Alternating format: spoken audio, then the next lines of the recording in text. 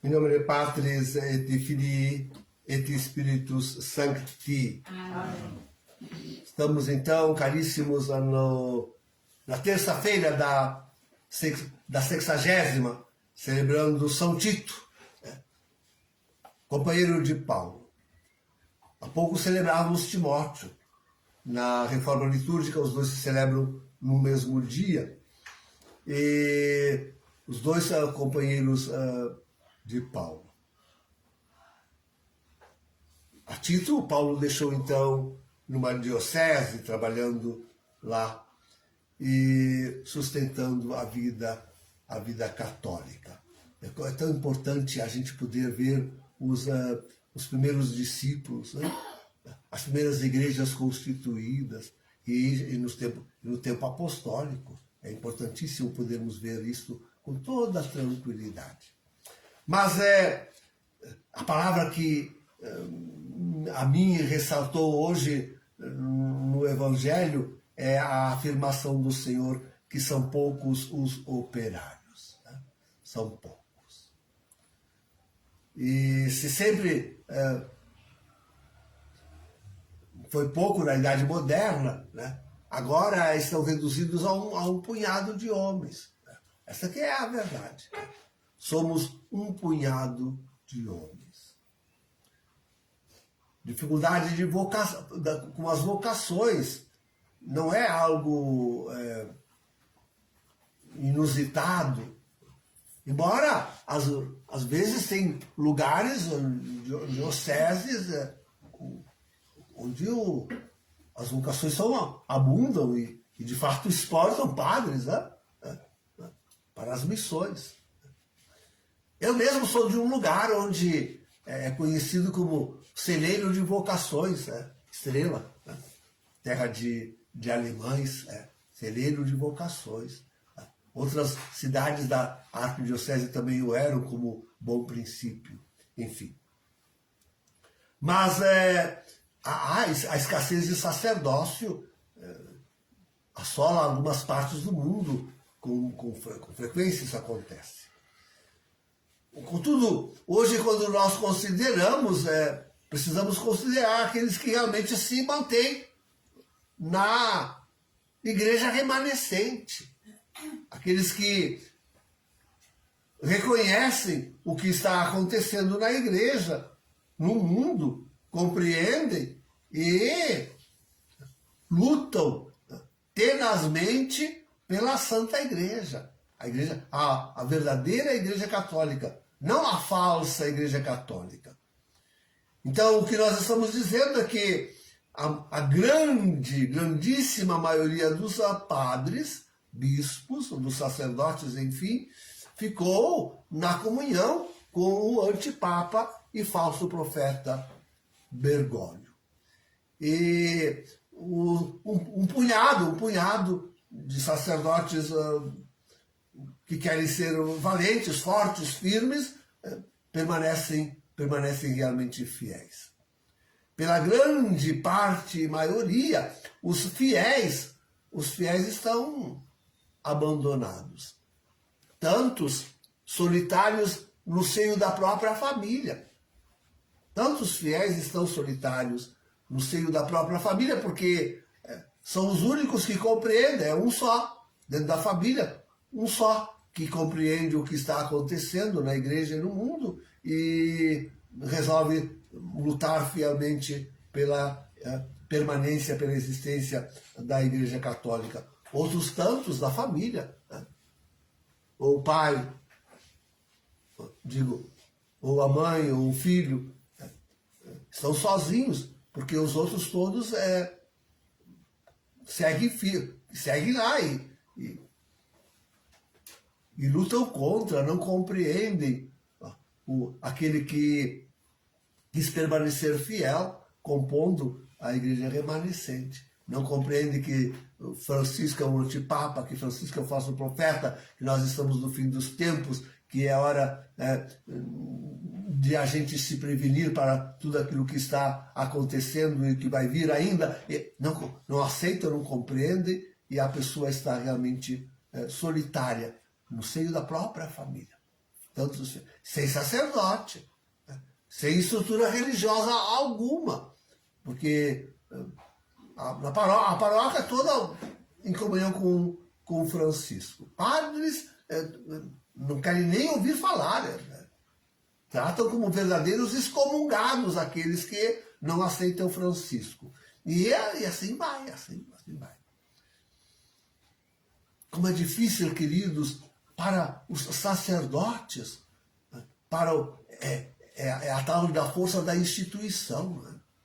O que acontece agora que nós temos aí esse escândalo da Fiducia Supplicans? O que nós temos aí? Tantos padres, tantos bispos abriram os olhos, um pouco ao menos. Não enxergaram, não quiseram enxergar. Eu digo que não quiseram enxergar porque são, afinal das contas, gente estudada. Né? Fizeram teologia, por simples que seja. Fizeram teologia. Né? Agora pensam em tantos que estudaram mais. Né? E tantos que são doutores, né? Em teologia. Né? E não tem cor. Mesmo diante. Então, esses eu não. Até esses não se compreendem porque não reconheceram que em Amoris Laetitia há a heresia e aconteceu o cisma. Sim, sobre esses eu admiro. Porque eles continuam, apesar de Amoris Laetitia, em comunhão com este ímpio, com este herege e sistemático. Como assim? Em Amoris Laetitia está lá a coisa e eles não enxergam, não veem. Onde é que estão os doutores da igreja? Onde é que estão? Agora, com esse escândalo que foi Fiducia Supplicans, e ainda assim, é verdade que muitos mesmo, conferências episcopais inteiras, né? E muitos padres, associações de padres, alguns doutores, não sei se sim, tem alguns doutores que são cardeais e enfim, né? Mas se pronunciaram. Mas a pronúncia deles não é de reconhecimento de cisma. Não não se fazem fortes e firmes anunciando esse homem é um herege. Né? E segui-lo é cair no cisma. Nem de Sara eu ouvi isso dito assim nítida e claramente. Chama o Francisco de herege. Nem de Miller. A gente ouviu isso nítida e claramente. Né? Nem destes. Então, o que mais frequentemente se ouve é uma súplica, bom, até que renuncie, ele e o seu Fernandes, o seu capo lá, o seu capo de ministério, né? Que renuncie, assim, isso a gente ouviu. Né? Outros dizendo, suplicando ao Santo Padre que anule o documento Fiducia Supplicans. Mas que nada, queridos. Olha, e eles são insidiosos, são terríveis. Agora saiu um documento do Dicastério da Liturgia para coibir os abusos na liturgia. Né? Então, eles, de vez em quando, gostam de soltar uma coisa assim, tipo conservador. Aí, esses padres e esses bispos dizem, olha, vejam, eles estão preocupados com a liturgia. A grande preocupação litúrgica deles é fazer com que realmente morra completamente a missa tridentina. Essa que é, na verdade, a grande preocupação. Eu nem abro o documento, queridos. Nem abro. Eu me revolto, me dá um troço no estômago de ver o jeito que essa gente trabalha. Francisco sai imediatamente a dizer qualquer coisa conservadora para alentar aqueles que estão enxergando. Né? Mas continua firme e não perde reunião sem confirmar Fiducia Supplicans. Então a grande maioria continua dizendo não, ele é o Papa, e tem que ter respeito, amor filial por ele. Né? A grande maioria segue lá, cegos que não querem ver, não querem abrir os olhos de jeito nenhum. E então ficamos reduzidos aí. Apontem no dedo os que realmente estão denunciando os fatos, os acontecimentos. Apontem. Apontem nos dedos.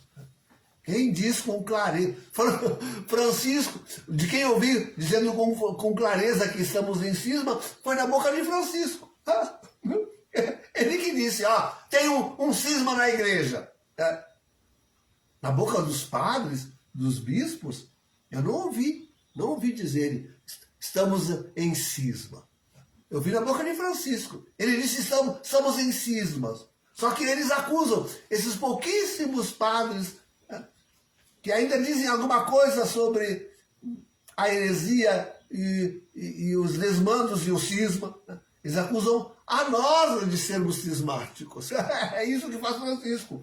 Acusa a nós de sermos cismáticos. Ele virou a coisa. Ele comete o cisma e nos acusa a nós. Ele sai da igreja e arrasta consigo a multidão e acusa a nós. Essa é o nível da coisa. Este é o nível da coisa. Por isso digo, somos pouquíssimos. É raríssimo o padre que realmente levanta a voz e diz, heresia, cisma, Francisco é o antipapa, ele é o falso profeta, Jardins de Amores Letícia comete heresias e cisma, ele usurpou o trono de Pedro, esse homem já era um excomungado, com certeza antes de ser ordenado bispo. Digam-no os argentinos. Aliás, para guardar a memória, o bispo